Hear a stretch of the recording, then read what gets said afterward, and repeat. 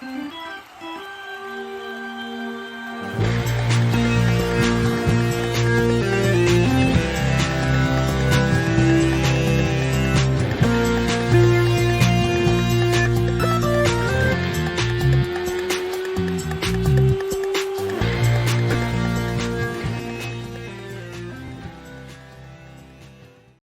is up, guys? Welcome back to the newest episode of Chatter from the Cheap Seats. I am here with my compadre, Sammy Morris Krimpstein.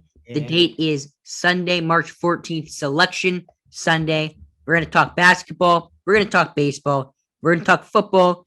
And we're going to talk about how Sammy's day is. Sammy, how is your day going? I have had a very good day, good week actually, because the weather, it has been gorgeous. Every day of the week, I've been able to get out to play baseball. I think every day of the week, including today. I got to throw one of my first bullpens in a while, which was awesome. So it has been amazing to get out, every week, get outside again, breathe the fresh air after being locked in the house for the whole winter. So finally feels like things are kind of getting better on the weather front. But I am also sad today because, as Jack already mentioned, it is Selection Sunday. And usually, for me, not last year because they got canceled last year, but usually for me, Selection Sunday is a day where I can look and I can be like, yes, Kentucky, which I'm a Kentucky fan, is a 2 seed, a 3 seed. At worst, maybe we're like a 4 or 5 seed. That's like the worst it's ever been in my life. This year is the first time in my life that Kentucky has not made the NCAA tournament. It was a brutal year, and we don't really focus on college sports too much on this podcast, but man, I could go on and on about everything I am just so frustrated about with this team.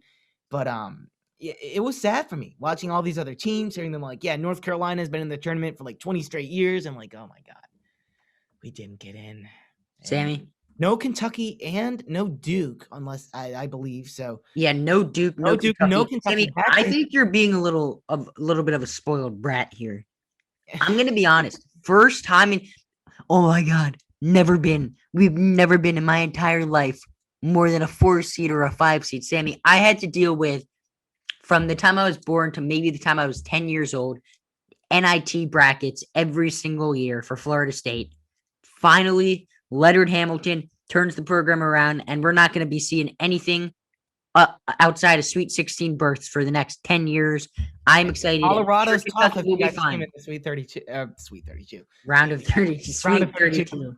Round of 32. But I think Florida State, they should be favored. They should make it to the Sweet 16. I will be upset if we don't make it to at least the Sweet 16. So a sweet day for Florida State fans, not so sweet day for Sammy. Sammy, it was a sweet day for Taysom Hill and a bittersweet day for Drew Brees. Where do you want to start? Let's start with Drew Brees. Drew Brees is the headliner. He has today officially, we kind of saw it coming, when he walked out of that last game against the Buccaneers at the Superdome. But today it is official. Drew Brees announced with a video from his kids, which was pretty cool if you haven't already seen it. But Drew Brees is retiring from the NFL. It's happening, and it's, I think, for all NFL fans, to be honest, pretty bittersweet because for people our age, teenagers, people, I'd say from like anywhere from like 12 to like, I don't know, 18, 19, like the Drew Brees is one of those quarterbacks that we have grown up with. We have been watching Drew Brees our entire life as a football fan.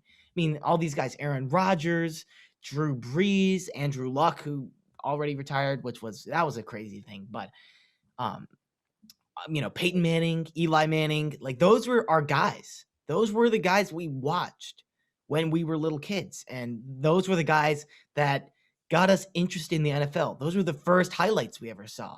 It was Drew Brees making plays. It was Aaron Rodgers making plays, which he still is, unfortunately for me, doing. But it's bittersweet, I think, for everybody. He had a great career, obviously. That goes without being said. But it's sad. I'm excited to see what he does in the future. I think he's going to be doing some broadcasting, which quarterbacks make great broadcasters. Jack's not a huge fan, but I think Tony Romo is one of the His best shtick is getting color old, though. commentators in the NFL as a former quarterback. So I think Breeze will be pretty good in that department. But definitely a sad day seeing a guy of his magnitude. He means so much to a lot of people retire. So It's that is what sad, I have to man. say about Breeze. It's sad, man. We're seeing all the quarterbacks of our generation kind of on Mhm. their last legs. Who's Aaron Rodgers, who's Kenny left? Porter. Aaron Rodgers, Tom Brady, I think are the Ben Tom Brady. Roethlisberger. I mean, Yeah. but a lot of them, Ben Roethlisberger, probably his last year. Tom Brady, he's like 43. Who Aaron knows? Rodgers is getting up there. Eli Manning is retired. Andrew Luck is retired. Matthew Stafford is kind of another guy that's still going. He's still pretty young. It's Matthew surprising. Stafford, He's how not old is young, he? young, but I like think he's he's younger, I think, than 32, 33. yeah, He's something like that. 33. 33. Okay. I mean, that's not young. Matt but Ryan, another guy. The quarterbacks of our generation, Sammy, are sort of all transitioning into that they need 35 yeah, age range. yeah, that's So tough, man. I it mean, is tough now. Let's talk about a quarterback who just got the bag, Sammy. Taysom Hill, $140 million extension, question mark, question mark, question mark. What do you have to say about this? That's ridiculous. yeah. So it may on the surface sound like what's happening? $140 million for Taysom Hill, who started like less than 10 NFL games at quarterback, right? I mean, but no, this is going to be a move that is going to save the Saints some money because the Saints gave him a voidable extension, which I'm not an expert in any of this, but I think it gives him a lot of freedom with a lot of things. And at the end of the day, the Saints will be saving 7.5 million against the cap this year. And if you've been following it all, on the economic side of things of football, the Saints are in a tough situation. They're right up there with the Eagles, maybe in a tricky salary cap spot. The Bears are up there as well. But a lot of teams have been trying to shed it. This is unbelievable as it may sound. This is a way for the Saints to cut down on some money, to maybe save. And, with the Russell Wilson sweepstakes going on, right? We talked about this last week. The Saints were on his list. Drew Brees is now retired. They have two options, but I think the Saints may make an effort to get Drew Brees. It could happen. I'm not like if Drew Brees is going to be the quarterback, obviously that's out of the question. But now that he's gone, you're not quite sure if Winston or Taysom Hill is going to be your starter next year. Like maybe, but Russell Wilson is not now. They're shedding some cap, so that's a possibility for the Saints now that Brees is retired. But this Hill contract, weird, but at the end of the day, it does make a little bit of sense for the Saints. It does at the end of the day, man. I mean, the extent of my brain ends at luxury tax manipulability in baseball. Don't get me started on like cap room stuff in football. I have no clue. I mean, it's pretty confusing. I'm trying to learn more about it as I go in my journey in life, but I'm trying to learn more. But it's a lot. It It's is a lot. You pretty see hardcore stuff. players get cut that are talented players that should not be getting cut because of cap room. You see players get re-signed that maybe should not have gotten re-signed, such as one Cameron Newton, Sammy. Cameron Newton will earn $5.1 million if he's healthy and on the roster as a backup, but he has the upside to $6.6 million if he starts every game and $8.6 million if he starts and the team makes the playoffs. Plus, he can earn a total of $13.6 million with incentives. And I don't even think I said that he resigned with the Patriots. Yeah. Cam Newton resigned with the Patriots. Yeah. So when this deal happened, like maybe 8 months ago, 9 months ago, whenever it was when this deal happened, I was the most skeptical of it.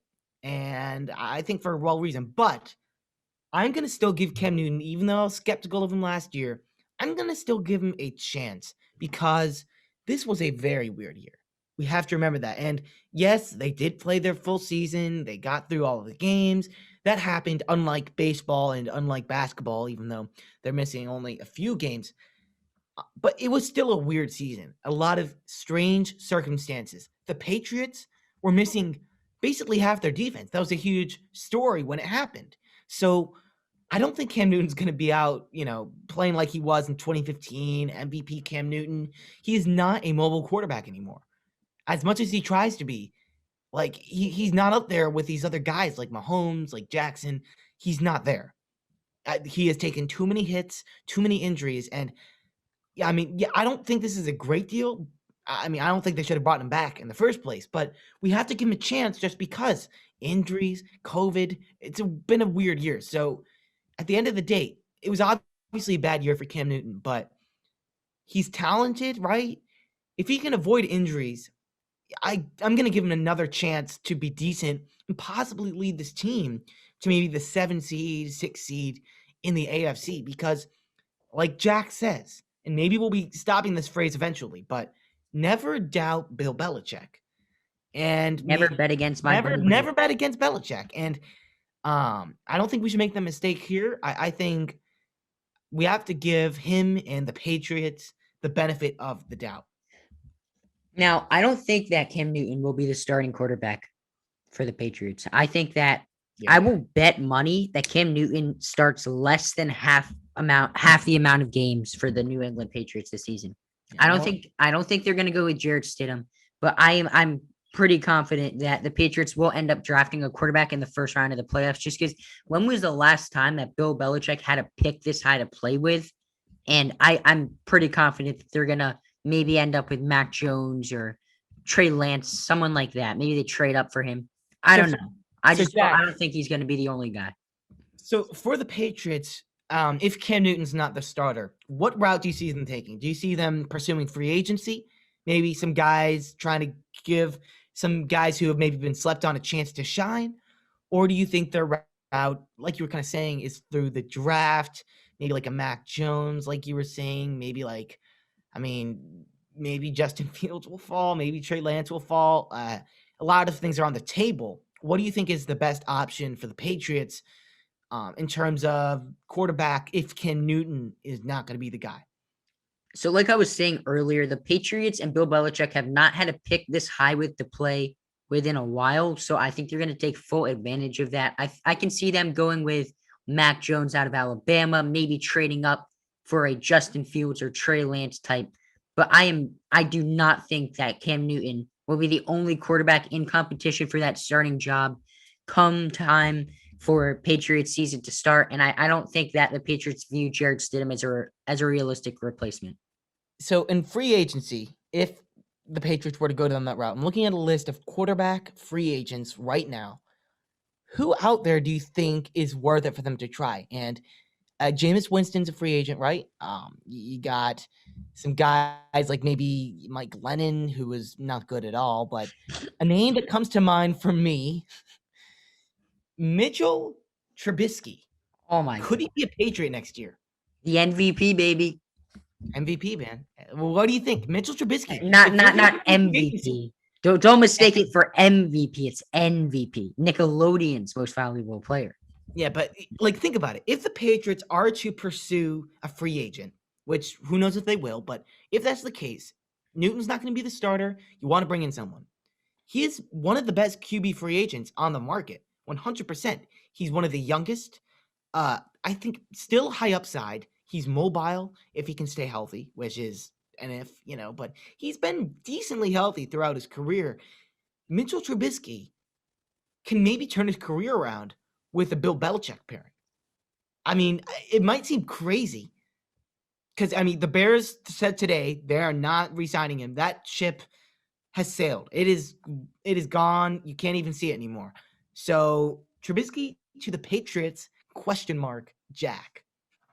No. Is that all you have to say on that? Yeah, I don't think that the Patriots are going to pursue a quarterback in free agency. I think they're much more likely to get a young, controllable quarterback through the draft, and I think that's what they're going to do. I think Bill Belichick wants to develop talent. All right, now we had another extension, and this one makes plenty of sense. It makes all of the sense in the world because this guy's a stud. He's on one of the best teams in football. Aaron Jones has re-signed with the Green Bay Packers, 4 years, $48 million.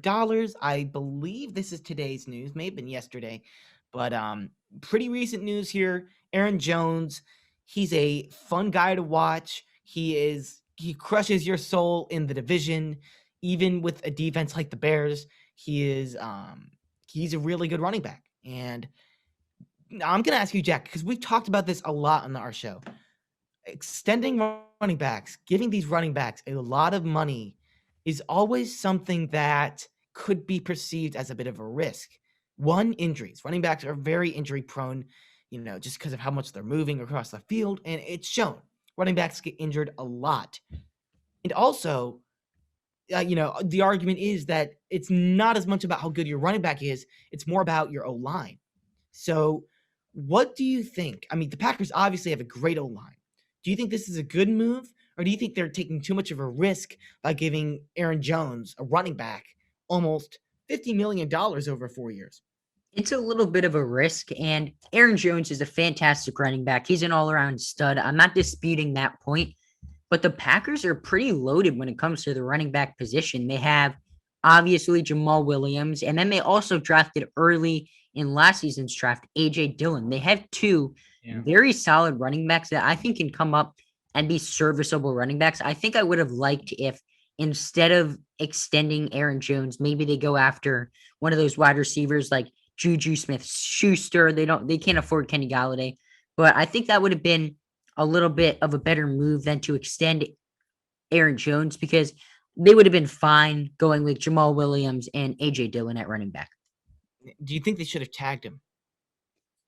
No, because if you tag him, I think that's the worst of both worlds. You're not locking him up, but you also are paying him a lot of money, so you won't have the cap maneuverability to go after another target for Aaron Rodgers. I think you either you don't sign him at all, and then you go after a big wide receiver, or you sign him up, you sign him, you lock him up, and he's the running back there for the next couple of years. But I don't think you franchise tag him. Yeah, I mean, I think with the Packers, I think with a lot of teams, I'd say spend your money on O-line. I mean, we've seen a lot of guys, O-line guys, get cut this week, including two of Kansas City's best, including former number one draft pick.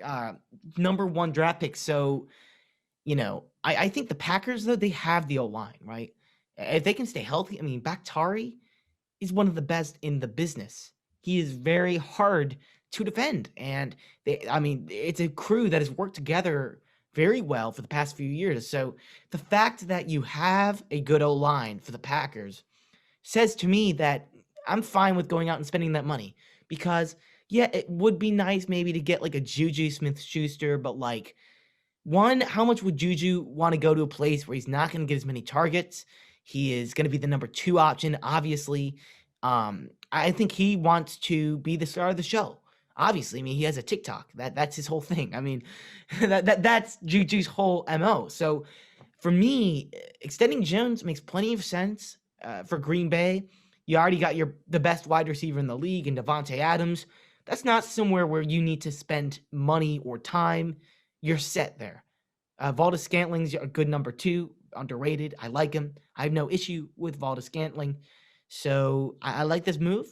I have no issues with it. And before we move on to baseball, let's talk about the franchise tags, because we had our deadline on, I believe, correct me if I'm wrong, but I think it was Tuesday. It was the franchise tag deadline. Yes. And we had some pretty notable names. One that Jack will be very happy about, Leonard Williams. One that I will be very happy about, Allen Robinson, even though he is not very happy about that, which we'll talk about.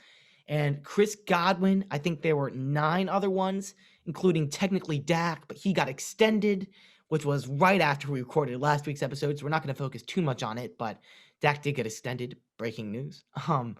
That came out like right after we recorded. That was awful. I saw the news, like we literally clicked end, and then I saw the news, and I'm like, oh no. Yeah. So Leonard Williams, Chris Godwin, Allen Robinson. These three guys. Who's your favorite of these franchise tags? Which one do you think makes the most sense? I'm sure. I mean, to me, it's kind of Leonard Williams. It's got to be.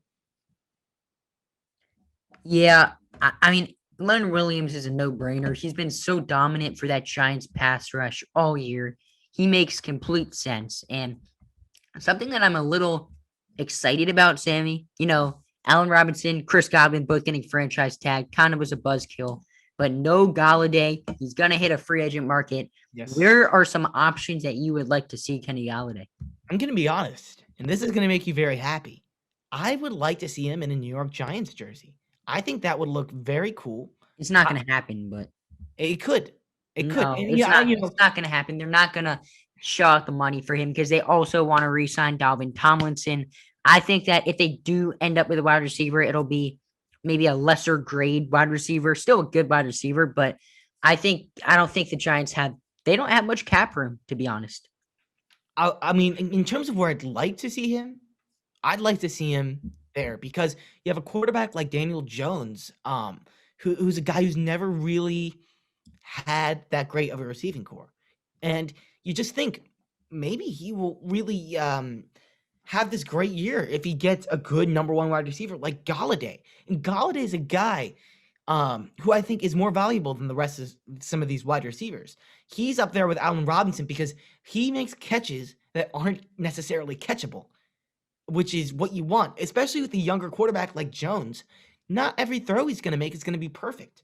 So you're going to need a guy like Galladay to go up, grab those 50-50 balls. I mean, he's a fun player to watch if he can stay healthy, which he did not this year. That was unfortunate for him. But I think Galladay would make a lot of sense for the Giants. Maybe not financially, but in terms of football, in terms of Daniel Jones getting a good receiver, I think that would make perfect sense. And I think the Giants may be willing to sacrifice now that they have they have Williams for another year. They may be willing to sacrifice some things on the defensive end because that was not their issue. They're well coached on the defensive end, and they already got some studs. I don't think defense is the focus. I think they have to really, if they want to be competitive and win a very winnable NFC East division, I think getting Kenny Galladay would make a lot of sense, and it can make the Giants really bolster the offense and make them a competitive team. Okay, I mean, I'd like to see him there too. Don't get me wrong. I would absolutely love that. And Sammy, let's move on now to the baseball.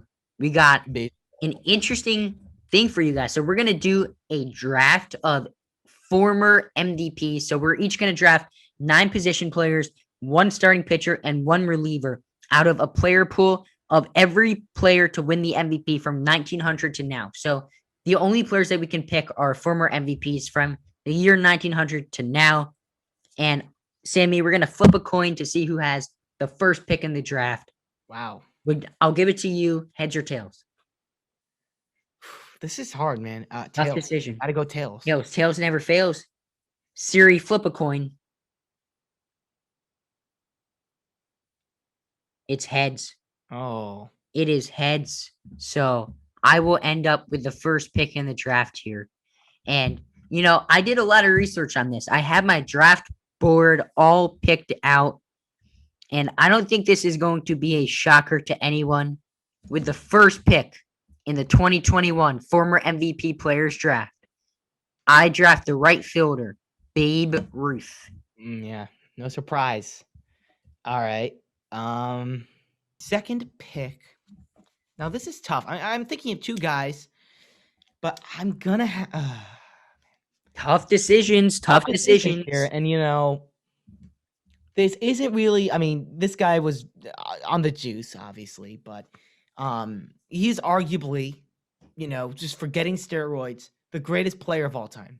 I'm gonna have to go with Barry Bonds. Barry Bonds. He was on my board. That's a solid pick. I think Barry Bonds, and it was tough. I wanted to take, that is tough. I wanted to take someone else who I'm not going to say in case you don't pick him here, but I'm going to have Bonds, and I'll put him in I don't know, right field. I guess it just says outfield. I'll put him in right. Yeah, he was not a center right. fielder, obviously. All right, so not a center fielder. Barry Bonds, bro. Right, and we're gonna have to Very compare our teams um, after, man. This is very stressful. oh, I'm getting nervous High here. leverage. I'm getting nervous. I'm Okay, actually gonna put Bonds in left field. there's Bonds. two guys. There's two guys that I am debating between.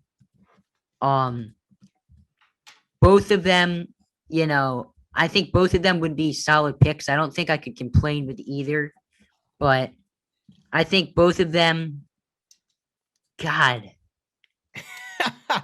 I mean, Isn't but it? I'm just looking at both of their baseball reference right now and comparing them, and it is crazy. It is nutty. Just looking at their baseball reference. Oh And my we're God. gonna have like one from each position, right? Like not like just Yeah. a bunch of outfielders. All right, that makes sense. Yeah. But you can have like you I mean you have to have a center fielder, but if you like draft a right fielder and like put him in left, like if he's like can play left, like that's fine, Yeah. right? Like Yeah. That's kind of what I'm doing with Bonds. okay, I know who I'm going with. All right, the pick is. Oh, With the third we pick, need the sound, the sound effect. the chime. Sammy, make the chime with your mouth. Make the chime. Ready?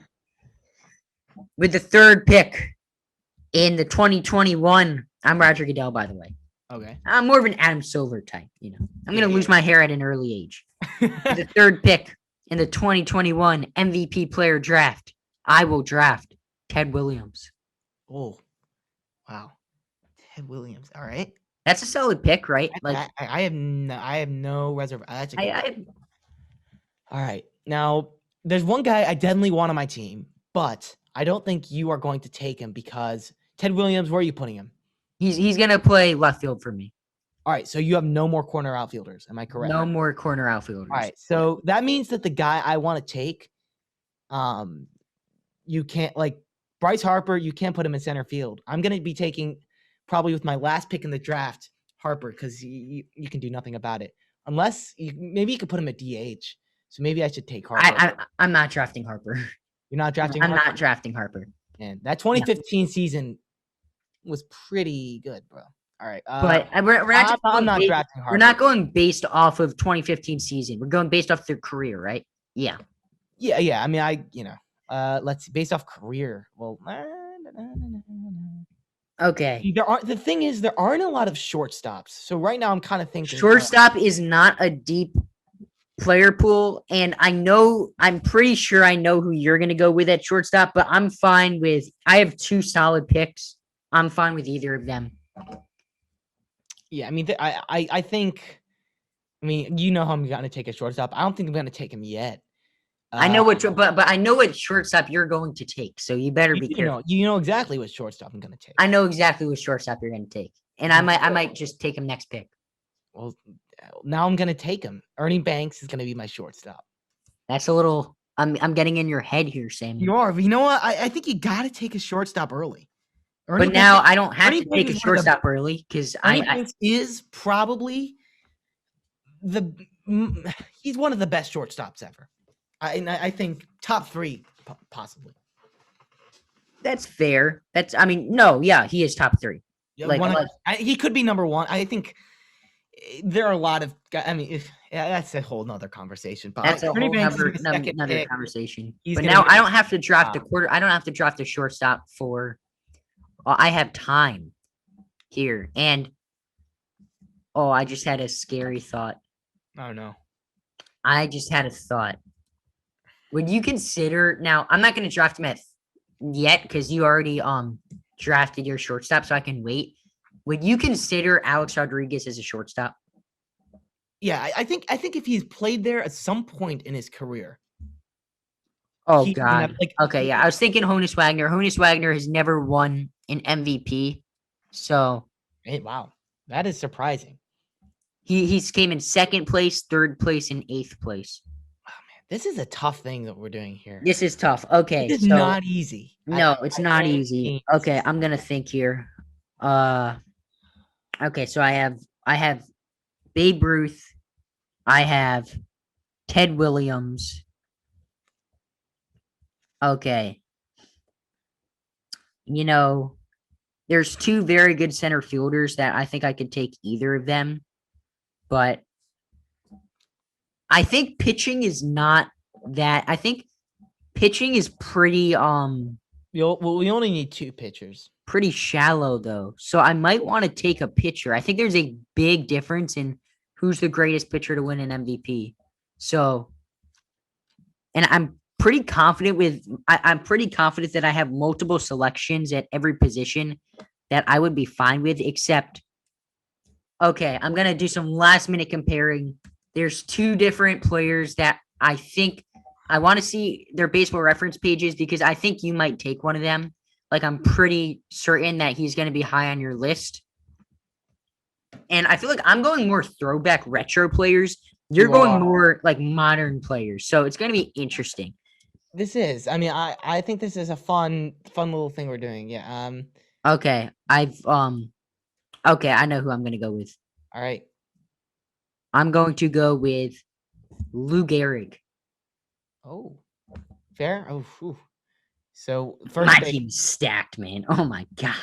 Well, all First these base. picks be stacked. It's the MVP draft. All right, I'm gonna take because at this position it is very thin, and I am not okay. Is with it catcher? anyone else?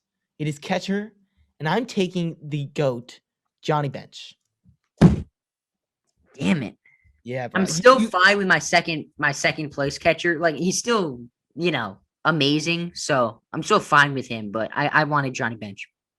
Yeah, I mean Johnny Bench. Like, I mean, who else? Roy Campanella. I mean, not nearly as good. Let's see. Ivan Rodriguez. I mean, I would have been fine with Pudge, my boy. Yogi Berra. Wow, I didn't realize he won 3 MVPs. Yogi Berra, Sammy, you're just giving me options here. I would stop talking. Yeah, all right. Well, my My team is just gonna be all Yankees. yeah, that's definitely facts. Although you have a Red Sox, so that's not even true. Do All-Star Game MVPs count? No, All-Star Game MVPs. Do Mike not count. Piazza. Mike Piazza is out of the discussion. Okay. Why would you take my? I mean, there's so many better options. I mean, no offense. I mean, Piazza, 427 home runs, career batting average of 308, but I don't know. there are other Wise. Okay, so I'm gonna take a starting pitcher here. I'm gonna take Bob Gibson. All right. Yeah, he's one of the best. He's the greatest pitcher to win the MVP of all time. I think is fair to say. I think. I mean, there are some pretty good ones. I mean, Kershaw's one of the good Kershaw, ones. yeah, but is he on the same level? Yeah, that's the thing. Yeah. Okay, All right. so I'm thinking someone here. I am thinking someone, and I'm pretty sure I'm gonna do it here. All right. Oh God, I'm thinking a first baseman. I know who you're gonna go with. Let's see. I'm just making sure here. I want to do this. I'm just looking at Baseball Reference. Yeah. I'm gonna go with one of the best, Frank Thomas. Wow. Frank Thomas is one of the best. Seriously good. I don't think that was a good pick. I think that was a bad pick. I'm going to be honest. I think that there were better options. I think Albert Pujols would have been a better selection than Frank Thomas. I don't know. Frank Thomas. Let's look at his. Was Albert Pujols on your board? Like, were you aware of? Like, did you? Yeah, think I was aware of Albert Pujols, obviously. 521 home runs, 301 average, OPS of 974 for his career, 156 OPS plus. Frank Thomas. Tell me that's not ridiculous. He got on base 42. It's really good. Time. Frank Thomas. Let me look at Pujols real quick, but I have a. I mean, I don't know, man. I mean, obviously, Pujols has close. Pujols has more home runs. It's close. I mean, I'm not gonna like. I don't think it's that bad a pick, but I think that I don't know. I think there's better options, but I like Tom. Dude, Thomas is one of my favorite players. Here, let me just take a look at Pujols right here. Albert Pujols. Pujols career stats: 662 home runs, 299 average, 924 OPS. So I mean, OPS wise, which is a huge and on base, which obviously complement each other, but he is a peg below Frank Thomas.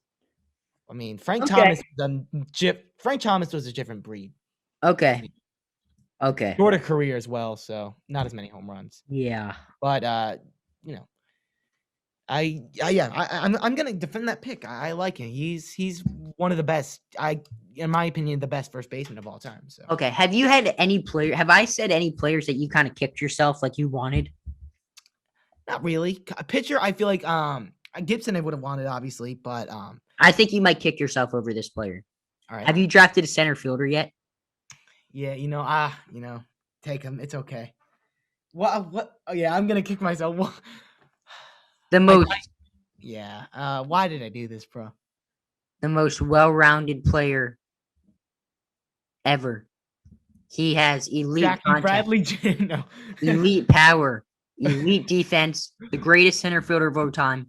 He's fifth with 660 home runs, has a career 302 average and a career 156 OPS plus. But he is such a good defender, arguably the second best player in baseball history, arguably the best player in baseball history. Among all outfielders, Fangraphs only credits Andrew Jones with providing more defensive worth. He is third all time in WAR with 149.9. Upon returning from the military in 1954, he didn't have a bad season until 1967 when he still recorded, and his bad season was a 124 OPS plus and a 4.3 WAR at age 36. Didn't give the New York Mets much in his final 2 seasons, but nobody should hold that against him because he is a durable star, played in 2,992 games, and he is on baseball's Mount Rushmore. Willie Mays. Willie Mays. Yeah, Thank you. I honestly thought you were gonna take Trout. I wasn't going to take Trout. Were you? I mean, Willie Mays is better than Trout. Willie Mays is better than Trout for sure, but honestly, like Trout may have been first on my board. No, I mean Trout. Also, you have to factor in that his career stats are not as impressive because he is still playing. But Trout, like his baseball page is ridiculous, but it's not Willie Mays. He's also not the defender that Willie Mays is, even though he is a fantastic defender. But yeah, I mean, I think it's like I probably would have Willie Mays, to be honest. Yeah, you would. That's kind of a tough one for me. But now your whole outfield is crossed off, so I have Babe all Ruth, of the outfielders Willie to Mays, choose from. Ted Williams.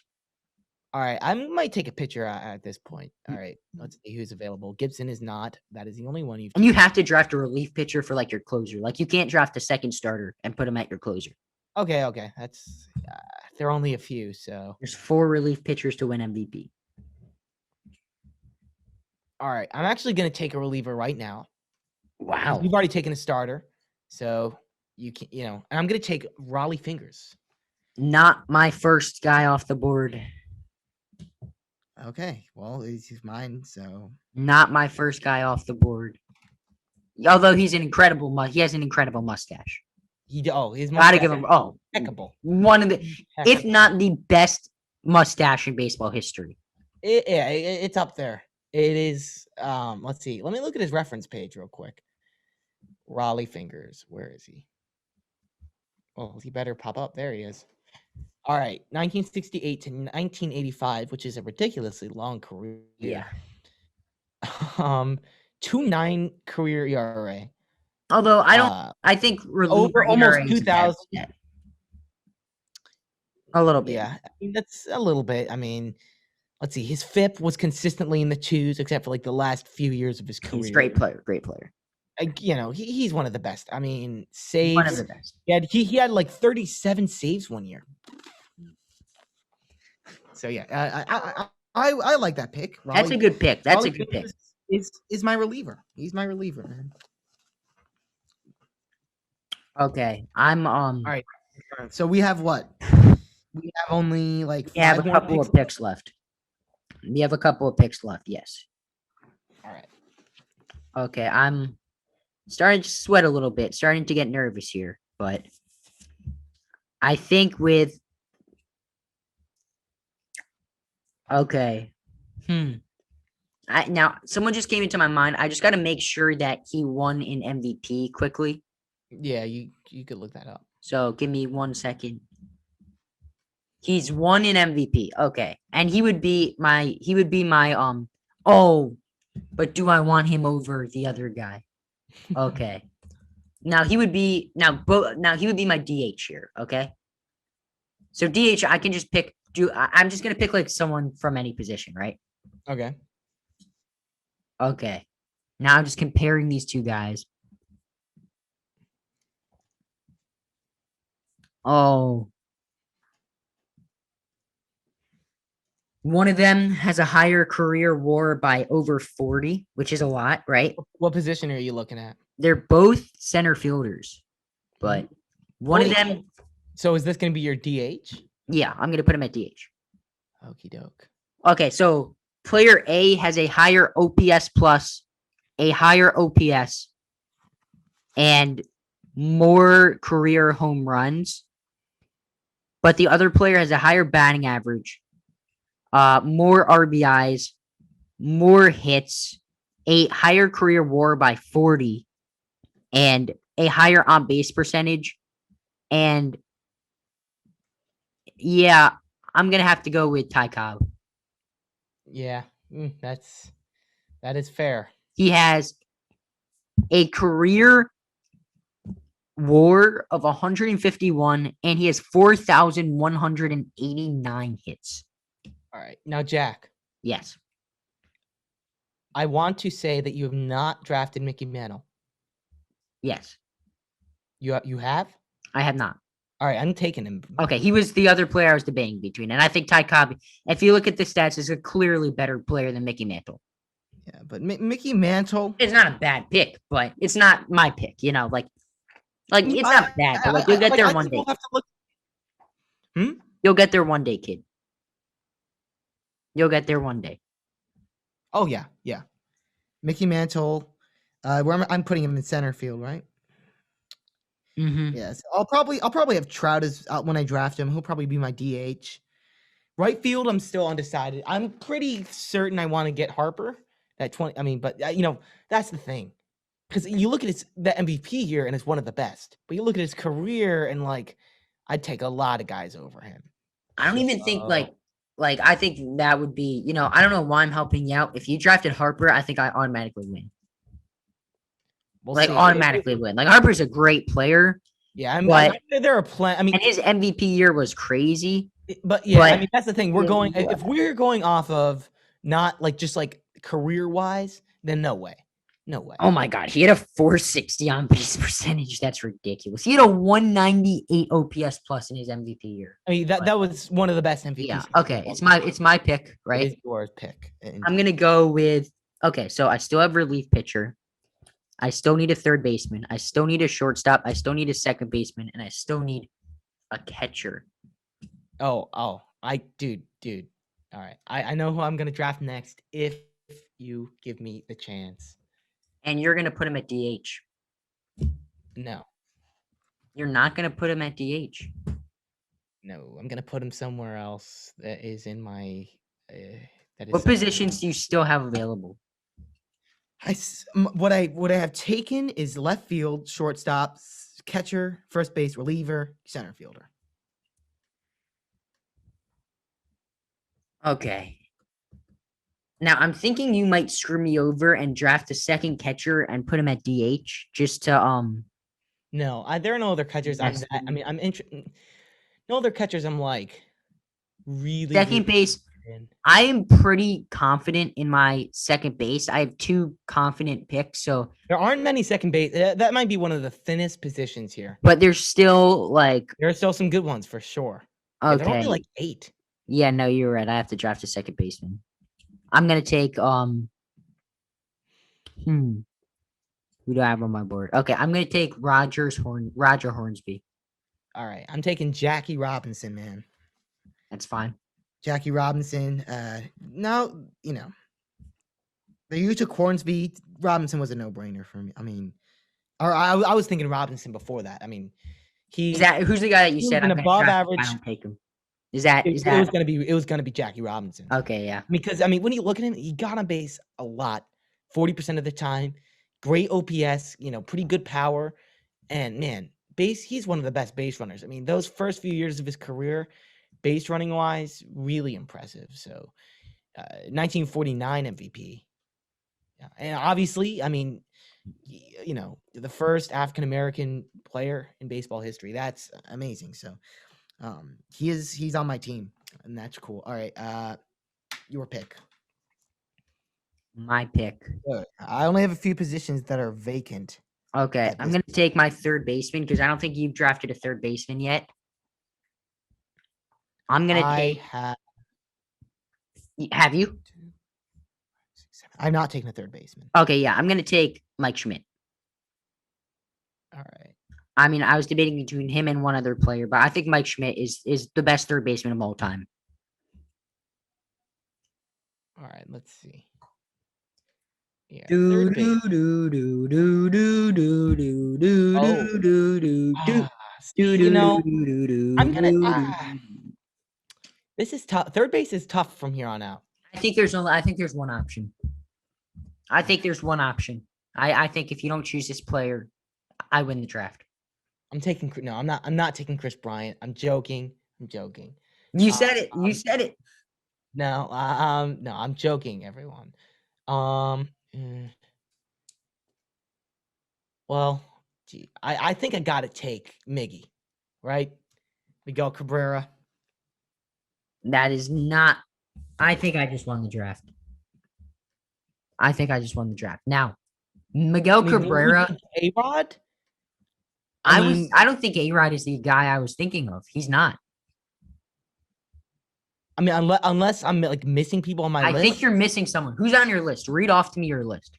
Let's see. I got Bob Elliott, Ken Boyer, Joe Torre, Mike Schmidt, who you took, who won it like 3 times.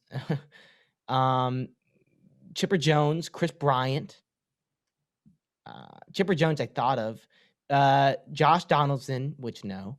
Miguel Cabrera won it a few times. A-Rod, George Brett, who I mean, maybe that's who you're thinking of. Okay, yeah, that's who I was thinking of. But now that I'm looking at their baseball reference, yeah, Miguel Cabrera has a significantly lower WAR than George Brett, and I know he's not playing, but he's still never going to catch him in WAR. But in pretty much everything else, yeah, I mean that is the right pick. I don't know. Miguel, I mean, dude, that MVP season. Let's take that into account. The 2013 one, Triple Crown. Yeah, no, it's ridiculous. Yeah, he's one of the few guys to do that. So Miguel Cabrera is going to be playing third base, and although I could switch him as. Can you guess how many career stolen bases that Miguel Cabrera has? I think it's actually decently high because he used to be kind of like he wasn't always a big boy like he is now. Okay, what would you guess? 100 something. 39. Okay, not many. And guess how many he's had this past season in 2020? 0. No way he had. So he One. made 1. He has 1. One stolen base. I was like, yeah, no way he had more than 1. Okay, so now so I have my whole infield. I have a catcher. I am missing 1 outfielder. I'm missing my. Okay, so we only have a few more. Okay, I need a relief pitcher. Yeah, so I need a relief pitcher, a shortstop, and a catcher. And I'm gonna okay, I'm gonna think for a second. Okay. I think I'm gonna draft a shortstop now. And I'm debating between a couple. Okay. Now I'm just gonna lay it out. I don't know why my list says Jose Altuve as a shortstop. I don't know what that's all about, but okay. Oh. Now, if we're just going based off of WAR, there are some guys that Cal Ripken Jr. I think comes to mind is a guy who I'm thinking of. Alex Rodriguez is another guy. I think Alex Rodriguez might be the pick. He's been, but Cal Ripken Jr.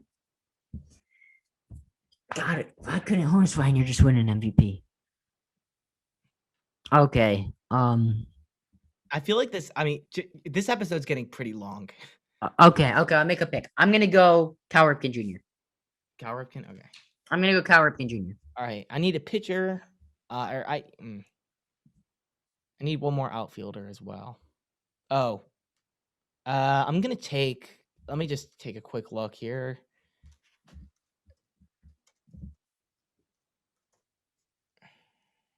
Do do do do do do do do do do do do. Yeah, I'm gonna take. Wait, let me just make sure. I want to take this guy. Okay, let's keep it. Yeah, I gotta take Mike Trout. I mean, I don't know. Yeah, I think you would have been better served going for a more retro approach and old timers, but I mean that's fair. So I'm gonna draft that catcher, Roy Campanella. All right, fair enough. So we each have one pick left now. Wait, do we? Yeah, I just have DH, or I just have a relief pitcher. I have 2 more picks still. Oh, because I had the first pick. Yeah. Yeah. So I'm putting Mike Trout in right field. Or I might. No, who knows how I'll do that, but um, let's see. I need a pitcher here, You do need a pitcher. but I'm not gonna Pitcher, take one. pitcher, I'm not a taking- belly itcher. I'm taking a outfielder first, or someone who can hit. Honestly, just anyone. Did you take Pujols? I did not take Pujols, but are you gonna put Pujols in the outfield? No, he's gonna be my DH. Oh, okay. I'm taking Pujols. I mean, what, 3-time MVP? Yes, sir. Okay. I'm gonna take So Willie the- Hernandez. All right, and pitcher, last pick of the draft. I'm pretty sure I'm gonna go with. Let me just check here. There's some options. Now, how many pitchers have won MVP? Not too many. If you take who I think you're gonna take, it's gonna be a grave mistake. That's all I'm gonna say. I mean, I'm going with Clayton Kershaw. That is a grave mistake.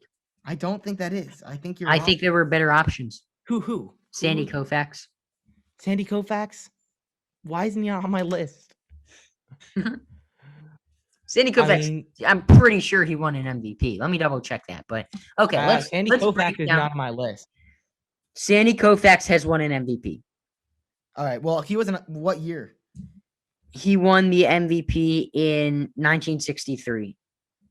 Well, I must have missed That, that. but I'm still fine with Kershaw. I'm taking Okay, Kershaw. okay. Let's rank the teams now. We're okay. Your catcher is Johnny Bench. I'd give him the edge over my catcher, Roy Campanello. That's 1-0 you. Okay. Who's your first baseman? Thomas. Frank Thomas. I think Lou Gehrig is better. Would you agree with that, or are we gonna have to argue? What's his OPS plus? Let's see. I am pulling up Lou Gehrig's OPS plus. What's Frank Thomas's OPS plus? Insane. What is it?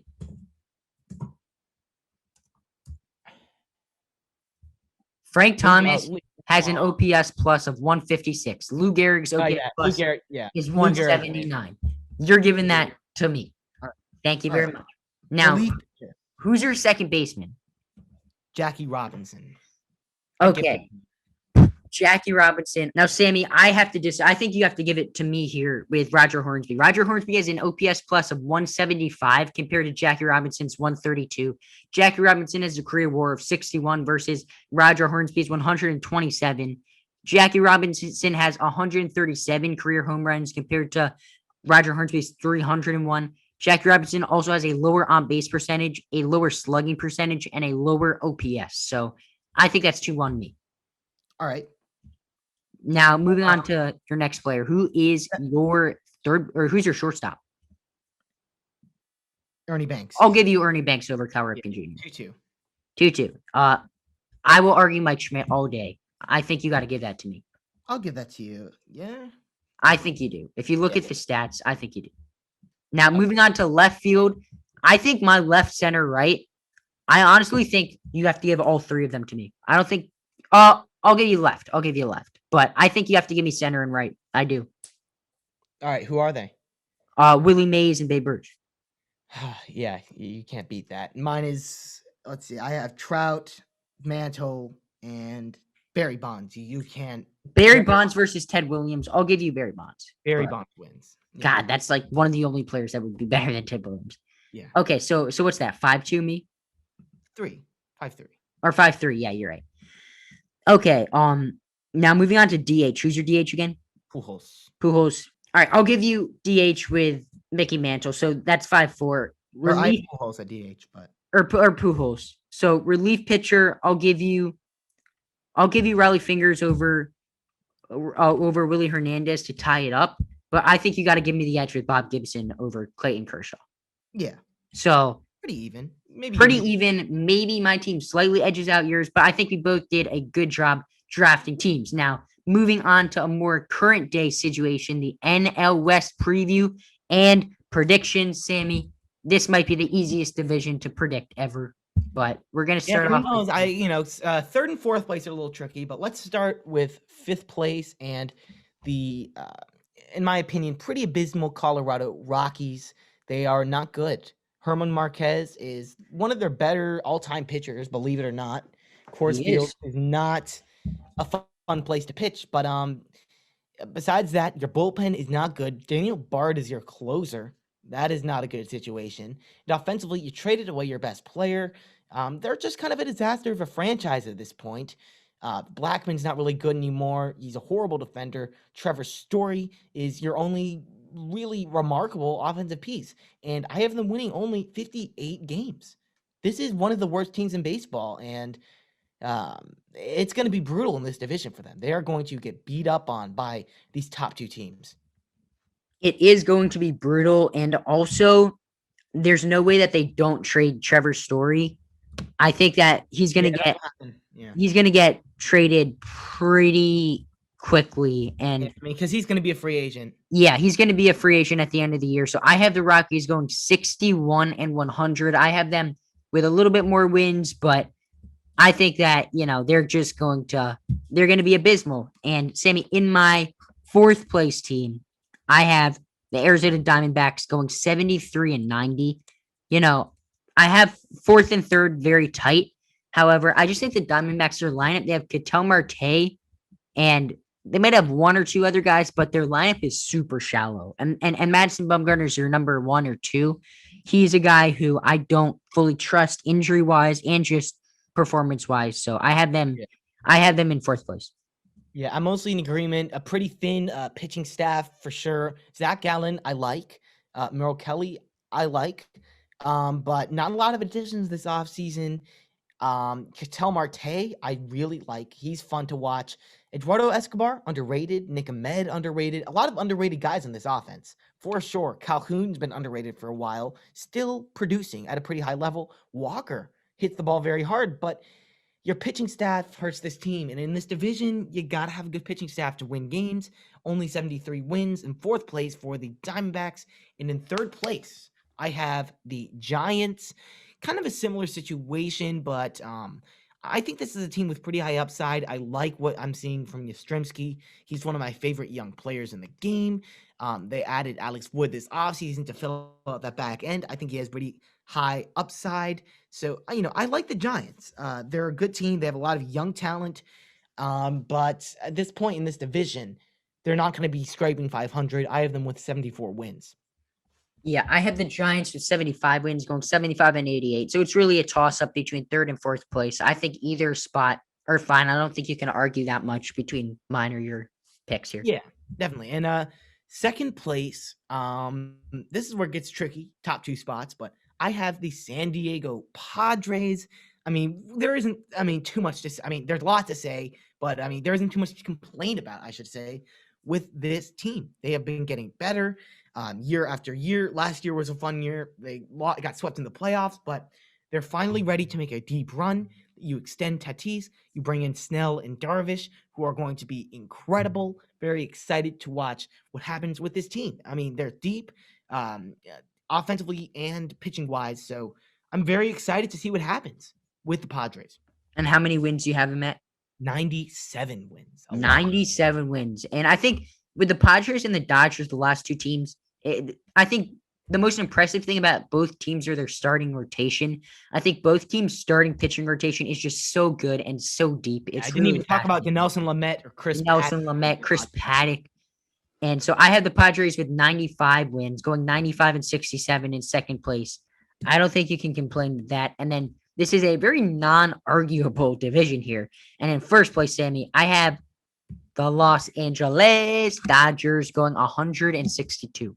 Oh, yeah. 162? 162. Yeah, 162 losses. I have the Dodgers with 107 wins. This is a good team, and a lot of dubs. I mapped it out, and this is possible. Winning this many games, I think they're going to beat up on these bad teams and be about even with the Padres.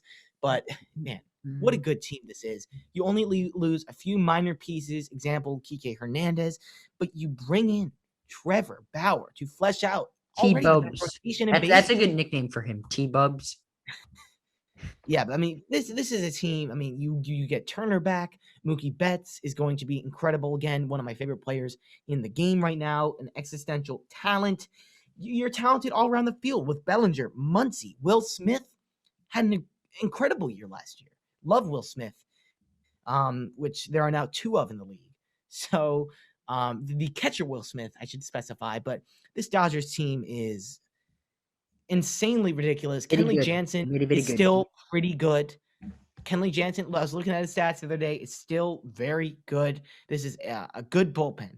This is a great offense, a great pitching rotation. You can argue, maybe not the bullpen, but you can argue that they have, the best rotation and best offense in baseball. This could be a historically good team, and I would not be surprised to see them repeat 107 wins. But Jack, that does it. I lied, Sammy. I said that we're going to get to the basketball. We're not going to really get into basketball today. Yeah, But we're out of time. Don't worry. You guys can check out Jack's Daily Dose of Sports for all your basketball needs later on.